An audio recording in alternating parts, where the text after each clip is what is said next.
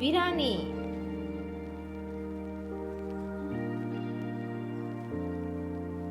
আসো। আসসালামু আলাইকুম এভরিওয়ান। অনেক দিন পরে একটা ছোট্ট ভিডিও ব্লগ নিয়ে আসলাম। আজকে যাচ্ছি আফসিনের জন্য আফসিনের স্কুলে ওর ড্রেসের মাপ দিয়ে আসতে। মানে ড্রেসটা স্কুল থেকেই প্রোভাইড করবে, অবশ্যই পেমেন্ট করতে হয়। ভর্তির সময়টা নিয়ে নিয়েছে, তো সেটার জন্য এখন ড্রেসটা আজকে মাপ দিতে হবে। ওরা হচ্ছে প্রতি মঙ্গলবার সকাল 10টার মধ্যে স্কুলের যে টেলার্স আছে ওরা এসে বাচ্চাদের ড্রেসের মাপ নিয়ে যায়। যাচ্ছি ওর ড্রেসের মাপটা দিব, তারপর ওখান থেকে একটু বাজারে যাব, একটু সবজি কিনতে হবে। বাজার just walking distance, 5 minutes walking ডিস্টেন্সেই আছে ওর স্কুলের থেকে আর আমার বাসা থেকে খুব কাছে। তো সব কিছু করে পরে বাসায় আসবো। তো দেখি, বলো। আসো আসো আসো আসো আসো আসো, জুতো পরবে।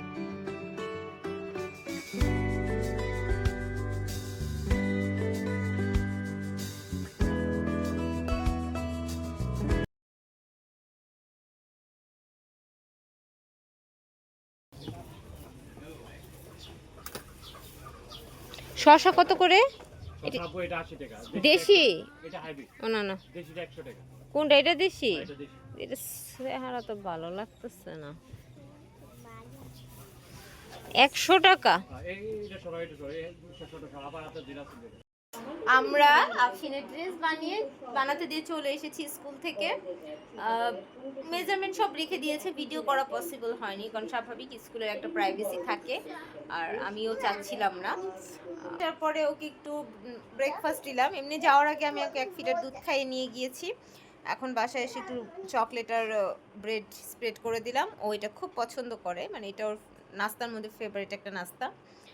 তো এটা খাক, ততক্ষণে আমি একটু রান্নাবান্না শেষ করি। আর বাসায় আসার পরে তার মাথায় ভূত উঠেছে সে বিরিয়ানি খাবে। এখন ইনস্ট্যান্ট বিরিয়ানি কোথা থেকে কিভাবে রান্না করব। চিকেন বিরিয়ানি রান্না করতে হলেও মানে অ্যাটলিস্ট একটা প্রিপারেশন লাগে, এখন ইচ্ছেও করছে না। আর আমি আবার রান্নার প্রিপারেশন নিয়েও ফেলেছি, তো বিরিয়ানি কোত্থেকে পাই? তো ওর বাবারে ফোন দিয়েছি, বলছে জানি না কীভাবে আপনার মেয়ের বিরিয়ানি খাওয়ার শখ আপনি পূরণ করবেন, আমি এখন রান্না করতে পারবো না। আমি তো মাছ টাছ নামিয়ে ফেলেছি রান্নার জন্য। এখন ওর বাবা বলেছে যে দেখি আমি ম্যানেজ করে পাঠাতে পারি কিনা।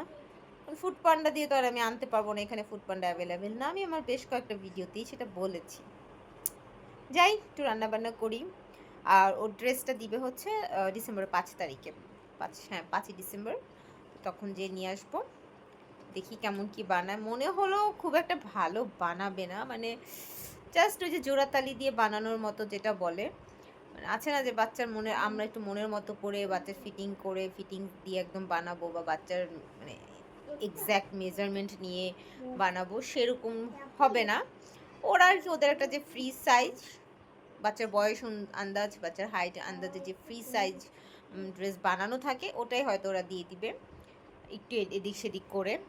তো এই জন্য আমার মনে হচ্ছে আমি খুব একটা স্যাটিসফাইড হব না, মানে আমি আগে থেকে ডিসঅ্যাপয়েন্টেড ড্রেসের মেজারমেন্ট নিয়ে। দেখা যাক হাতে পাওয়ার পরে কি হয়, যদি প্রয়োজন হয় আমি একটু অল্টার করে নিব। আমি তো সকালে সব ঝামেলা ঝাঁটি শেষ করে বাসায় এসে এখন রান্না বান্না করতে হবে। আর আফসিনের বিরিয়ানি তো তার বাবা নাকি অর্ডার দিয়ে দিয়েছে, দেখা যাক কখন দিয়ে যায়। তো আমি কিচেনে চলে আসলাম রান্না বান্না করতে, আমাদের জন্য তো রান্না করতে হয়। রান্না করছিলাম আর ভাবছিলাম বাচ্চাদের নিয়ে স্কুলে দৌড়ঝাঁপ যখন পুরোপুরি শুরু হবে তখন কিভাবে কি সময় ম্যানেজ করব, দেখা যাক, আল্লাহ ভরসা। আর আরও চিন্তা করছি যে একটা সময় আমাদেরকে নিয়ে আমাদের বাবা মারা দৌড়ঝাঁপ করেছি স্কুলে, কলেজে, কোচিংয়ে, সব জায়গায়। এখন সেই সময়টা পার করব আমরা। আর এখনকার সময় তো আরও প্রতিযোগিতামূলক, এই প্রতিযোগিতায় বাচ্চাকে কিভাবে টিকিয়ে রাখা যায়। তবে আমি চেষ্টা করব আমার বাচ্চাকে পড়ালেখার ক্ষেত্রে কোনো রকম প্রতিযোগিতায় না দিতে। ও যতটুকু পারবে, যতটুকু প্রেশার নিতে পারবে ততটুকুই।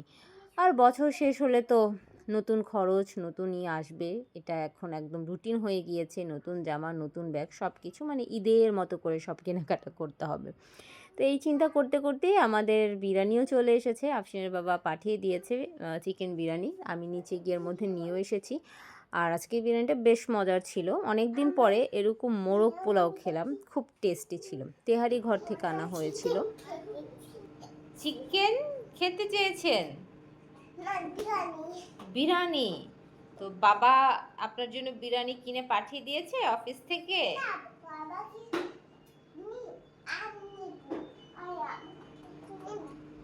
বাবু বলবেন। বাবু বলবে। আচ্ছা, কে পাঠিয়েছে তোমার জন্য চিকেন বিরিয়ানি? আমাকে বাবা পাঠিয়ে দিয়েছে। শুনো করে বলো, নাইস করে বলো। নাইস।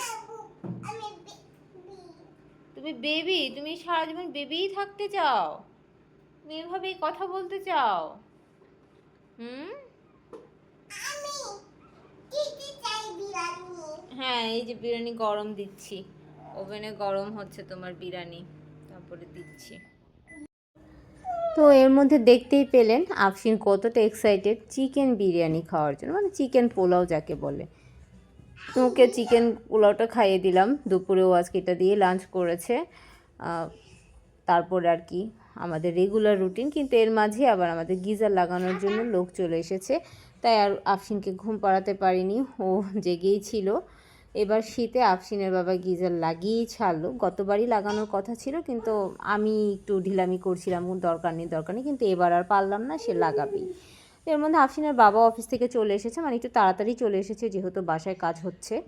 তো সব মিলিয়ে এই ছিল একটা দিন। তারপরে আর ভিডিও করা হয়নি। আফসিনের স্কুল ড্রেসটা হাতে পাওয়ার অপেক্ষায় আছি, দেখা যাক। আল্লাহ হাফেজ।